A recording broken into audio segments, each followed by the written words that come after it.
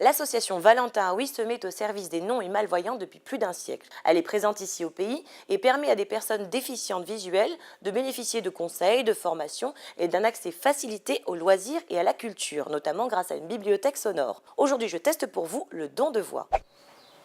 Salut Gérard. Bonjour Chloé. Alors ici on est au siège de l'association Valentin Oui, donc à rue Charleroi. Oui. Alors qu'est-ce que c'est une bibliothèque sonore? Alors, une bibliothèque sonore consiste à avoir des bénévoles qui vont enregistrer les livres pour les mettre à disposition des non-voyants et des malvoyants sur un support numérique, principalement du MP3, du MP4. D'accord. Et comment sont choisis les livres? Alors à la demande des ce qu'on appelle les audiolecteurs, les non-voyants malvoyants, et en fonction de leur demande, eh bien, on essaye d'y répondre. Alors c'est souvent des récits de voyage, des romans d'amour, des romans policiers si c'est pas trop gore. Pour les enfants aussi? Oui, alors pour les enfants, mais nous avons peu d'enfants non-voyants, malvoyants, lecteurs. D'accord. Nous faisons juste l'opération Livre Mon Ami tous les ans, où nous enregistrons les 10 livres de Livre Mon Ami pour que les élèves scolarisés non-voyants, malvoyants puissent les écouter et puissent voter comme tout le monde. D'accord. Et en quoi ça consiste de donner sa voix? Alors pour donner sa voix, eh bien, il faut prendre rendez-vous à l'association avec moi. Je reçois le futur donneur de voix, je lui explique toutes les conditions, ce que je vais t'expliquer, pour devenir donneur de voix. Bon, moi je peux le faire? Ah, il n'y a pas de problème. Suis-moi, on va essayer. Chloé, je t'ai mis à disposition 6 livres de la sélection Livre Mon Ami. Ah, des livres jeunesse donc. Livre jeunesse, oui, donc tu en choisis un pour faire un essai et nous allons y aller. Celui-là m'intéresse bien, Journal d'un nul débutant de Luc Blanvillain. Ouais, je vais t'expliquer les consignes, je te propose de t'asseoir. Merci. Alors la première chose, c'est qu'il faut avoir un ordinateur chez soi et télécharger un logiciel qui s'appelle Audacity, qu'on utilise, qui est libre de droit. Donc, avant de commencer à enregistrer, il y a un certain nombre de consignes.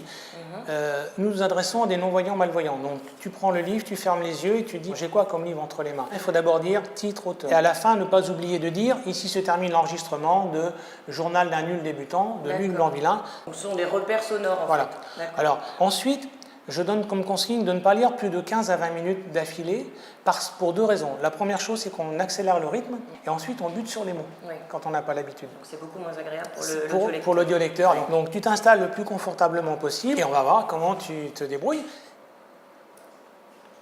Journal d'un nul débutant de Luc Blanvillain. Livre enregistré par Chloé, cet enregistrement à l'attention exclusive des aveugles a été autorisé par l'éditeur sous la condition expresse qu'il ne fera l'objet d'aucune reproduction sonore. 2 septembre, veille de la rentrée. Contrairement à ce que pense ma mère, je n'entreprends pas ce journal aujourd'hui par plaisir, ni parce que j'entre en 6e demain. Je n'ai rien à dire là-dessus. Voilà. Donc là j'ai bugué. Ouais, on va réécouter. Contrairement à ce que pense ma mère, je n'entreprends pas ce journal aujourd'hui par plaisir, ni parce que j'entre en 6e demain. Je n'ai rien à dire là-dessus. Ah, Donc c'est là que j'ai bugué. allez, on est reparti. Journal d'un nul débutant de Luc Blanvillain. 2 septembre, veille de la rentrée. Contrairement à ce que pense ma mère, je n'entreprends pas ce journal aujourd'hui par plaisir, ni parce que j'entre en 6e demain. Je n'ai rien à dire là-dessus. Le genre d'élève à qui les autres, ma grande sœur surtout, rêvent de flanquer des claques. 19 de moyenne générale, pas 20 pour qu'on m'en flanque. Rebug. Voilà, chose qui arrive. Voilà. Donc jusque-là, j'ai rien à redire, tu lis très bien. C'est peut-être un petit peu rapide, mais ce qui n'est pas gênant. C'est mon défaut. Oui, mais j'ai le même défaut que toi, Ah oui. je parle trop vite. Ce qui n'est pas gênant, c'est qu'avec l'appareil qu'ils ont ici, ils ont la possibilité de mettre plus rapide ou moins rapide à l'écoute, de ralentir le débit.